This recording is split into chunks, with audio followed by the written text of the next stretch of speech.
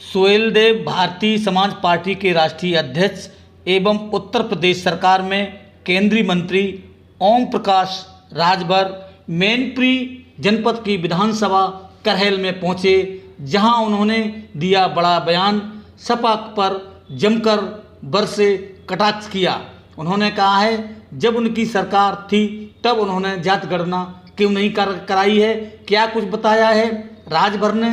आइए ये भी जानें इस पूरी खबर के जरिए। यहाँ इस मौके पर प्रदेश अध्यक्ष प्रेमचंद कश्यप भी मौजूद रहे हैं। क्या कुछ बताया है राजभर ने, आइए ये भी जानें इस पूरी खबर के जरिए। हमारे YouTube channel Mainpuri 84 news channel को सब्सक्राइब करें, हमारे वीडियो पर कमेंट करें। आपका बहुत बहुत धन्यवाद। क्या कुछ बताया है मंत्री ने, ये भी जानें इस पूरी खबर के जरिए। मैनपुरी से चंद्रपाल साक्य की रिपोर्ट।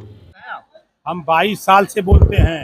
5 साल समाजवादी पार्टी 4 बार सत्ता में थी, एको बार नहीं बोली। बहुजन समाज पार्टी सत्ता में थी, एको बार नहीं बोली। कांग्रेस सत्ता में थी, एको बार नहीं बोली।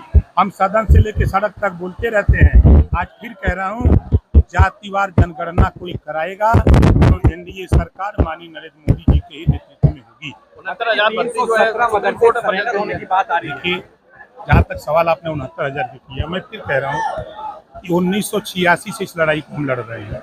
हम माननीय कांशीराम जी के साथ रह करके मंडल कमीशन लागू कराने की लड़ाई लड़ते लड़ते फिर किन्हीं बिंदुओं पर बसपा नेता संघ से कुछ विवाद हुआ तो मैं पार्टी बना लिया। और आप बताओ, आप लोग तो गवाह, सदन से लेकर सड़क तक 69,000 शिक्षक भर्ती से ज्यादा हमसे कौन लड़ सकता है, बोला। और मैं अभी हमारे यहाँ आवास पे बच्चे गए थे अभ्यर्थी, मैं उनसे कहा कि चलो मुख्यमंत्री से, मैं उन्हीं के सामने चीफ सेक्रेटरी से मनोज जी से बात की।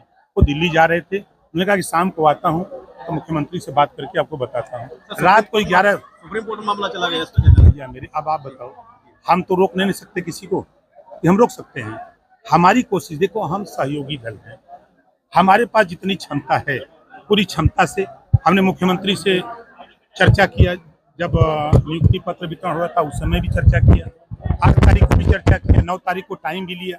मनोज जी ने कहा तो मनोज जी के कथनानुसार मैंने गोरखपुर में कहा कि आप वहाँ मिल लीजिए मुख्यमंत्री से। उन्होंने कहा कि लेके आओ, हम नहीं आ सकते क्योंकि मेरा कार्यक्रम मिर्जापुर में है।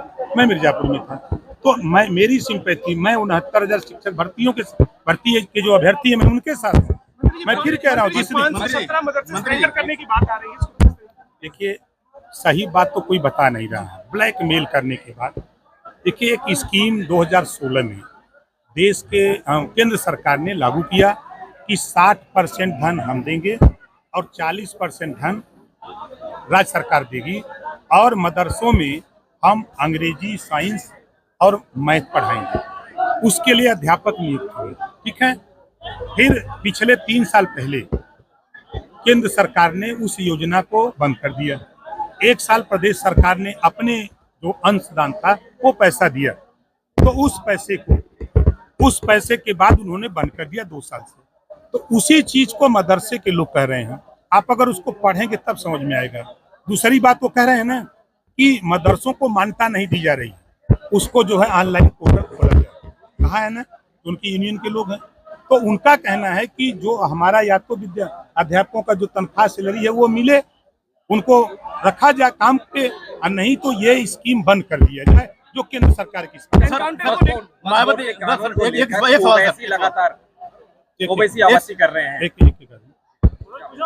मायावती पीडीए की रणनीति पे काम कर रही हैं और दलित, पिछड़ों और मुसलमानों को जोड़ने में जुटे हैं, क्या कहना चाहेंगे?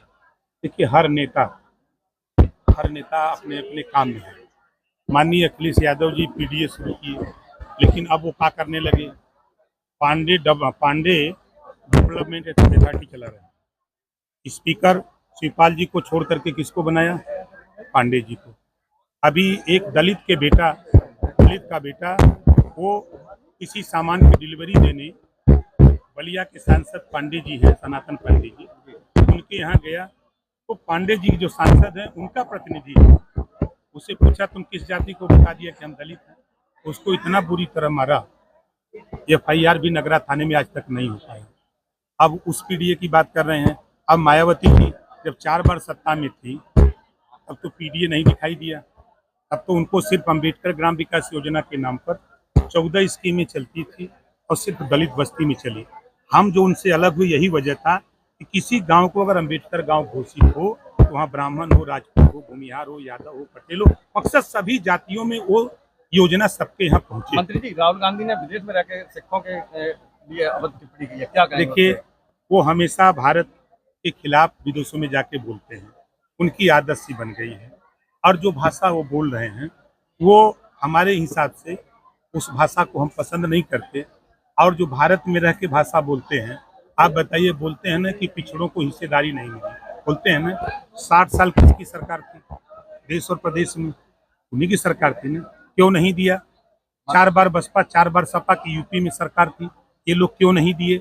आज हम लोग थोड़ा सा गुनगुनाने लगे हैं कि भाई आज जो बच्चे 69,000 वाले परेशान हैं, ये क्यों परेशान है? हम तो फिर कह रहा हूँ कि देखिए, नेता नहीं चाहता है। आरक्षण के मुद्दे पे मायावती ने भी कांग्रेस पे निशाना साधा है। वो सही कह रही हैं, मायावती जी सही कह रही हैं। तो मायावती जी, अखिलेश जी, राहुल जी, ये लोग टाइम ले लें योगी बाबा से और मोदी बाबा से, बताओ टाइम मिलेगा कि नहीं मिलेगा? तीनों लोग जा करके बैठ करके चाय पिए, पकौड़ी काटें और वहाँ ये चर्चा करें कि ये जो आरक्षण घोटाले जो सामने आए हैं, हाई कोर्ट के फैसले हो, चाहे असिस्टेंट प्रोफेसर की नियुक्ति के मामले हो, इन सब चीज़ों को जो टेबल पर बैठ करके आमने सामने बात होगी, ये कर सकते हैं। लेकिन अगर ये कर देंगे तो मामला फिर चिल्लाने के लिए क्या रह जाएगा? आप मंत्री जी उसी विभाग के वक्फ बोर्ड को लेके आप क्या रहे हैं? क्या हम सोचते हैं वक्फ देखिए, बोर्ड? मैं आपको बता दूं, देखिए तीसरे वक्फ नंबर पे बोर्ड वक्फ बोर्ड की बात नहीं, देखिए, करते हैं। वक्फ बोर्ड में जो कमियां हैं आप जानकारी करिए।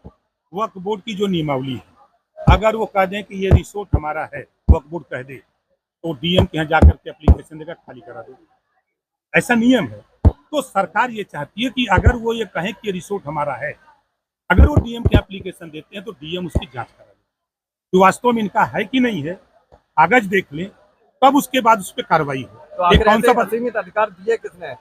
कांग्रेस ने दिया, कांग्रेस ने दिया है, ये बीजेपी ने नहीं दिया है। ये कानून कांग्रेस के जमाने का है, हम लोग नहीं कानून, हम तो संशोधन चाहते हैं। इस तरह की बातों में जो चीजें, जो देखिए, आप जैसे किसी क्लास में कोई मुस्लिम टीचर लेक्चर दे रहा हो, नमाज का टाइम हो जाए, अब वो दूध खड़िया खड़ा करेगा या किताब रख देगा और चला जाएगा नमाज में, जबकि इस्लाम में नमाज माफी का है। आप क्लास में पढ़ा रहे हो तो पढ़ाओ, फिर अगली नमाज का कागज देख लें, तब उसके बाद उस पर कार्रवाई हो। तो आखिर ऐसे असीमित अधिकार दिए किसने?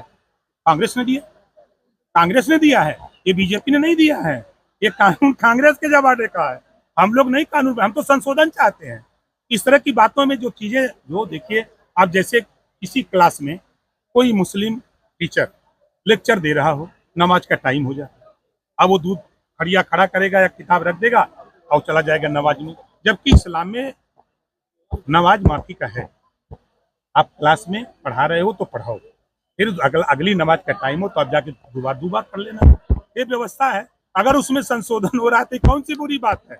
एनकाउंटर को लेकर के काफी सवाल अखिलेश यादव उठा रहे हैं। उन्होंने एक्सपर्ट ट्वीट किया है, उन्होंने कहा कि जो लोग एनकाउंटर की बात कर रहे हैं, जिन्हें शक हो न्यायालय जाए, तो मैं उनसे ये पूछना चाहता हूँ कि न्यायालय में लोगों की जान वापस आ सकती है जो एनकाउंटर मारे गए हैं? हम उनसे पूछना चाहते हैं कि जब 67 पूरे प्रदेश में अब तक का जो हमने आंकड़ा देखा है, 67 मुसलमानों का इनकाउंटर हुआ जो अपराधी थे, उस पर तो नहीं बोल रहे हैं। 20 ब्राह्मणों का इनकाउंटर हुआ है जो अपराधी थे, उस पर तो नहीं बोल रहे हैं। और 19 ठाकुरों का इनकाउंटर हुआ, उसको नहीं बोल रहे हैं। राजभर का हुआ, कश्यप का हुआ, बिंद का हुआ, उस पर तो नहीं बोल रहे हैं। खाली यादव पर क्यों बोल रहे हो भैया? यादवों के नेता हो, औरों पर बोलो जरा कि खाली यादव की लीडरशिप करते हो। 20% मुसलमान है, आबादी है, 67 लोगों का इनकाउंटर हुआ और आप ही की पार्टी में सांसद थे, विधायक थे। अतीक अहमद किसकी पार्टी के थे अगर कहा जाए?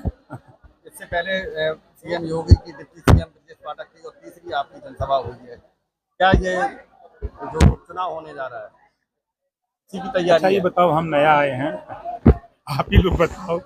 हम रूटीन में कार्यक्रम करते हैं। अब हमारा कार्यक्रम पश्चिम में है, गाजियाबाद तक में कार्यक्रम कर रहे हैं, क्योंकि हम अपनी पार्टी को ग्रोथ में ले जा रहे हैं। ज़्यादा से ज़्यादा संगठन का विकास हो, लोग अपने हक के लिए जागरूक हों।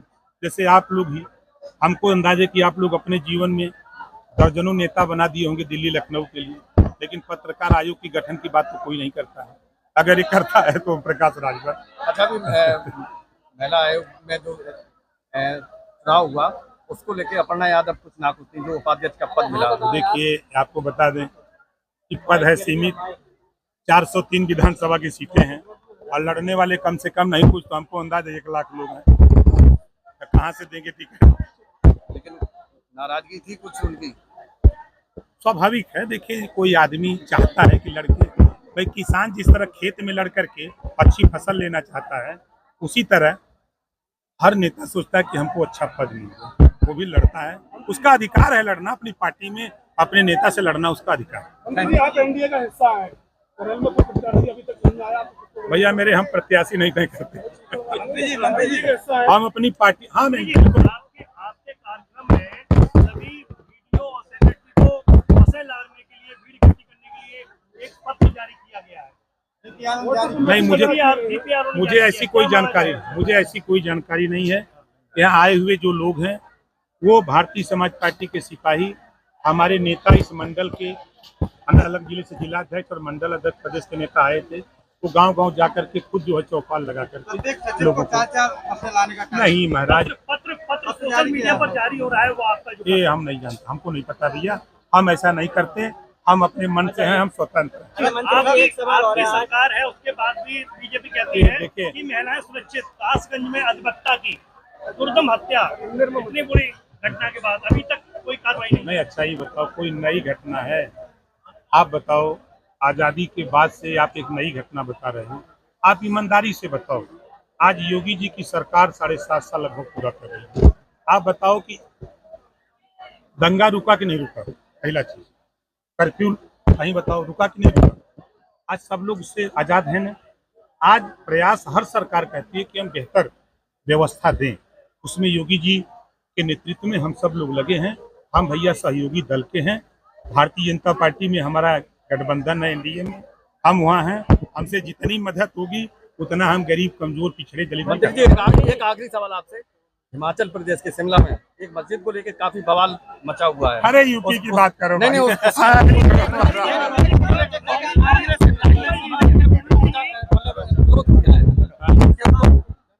मंत्री ने भी विरोध किया उसका। कांग्रेस का अगर विरोध है ना, कैसे के बाद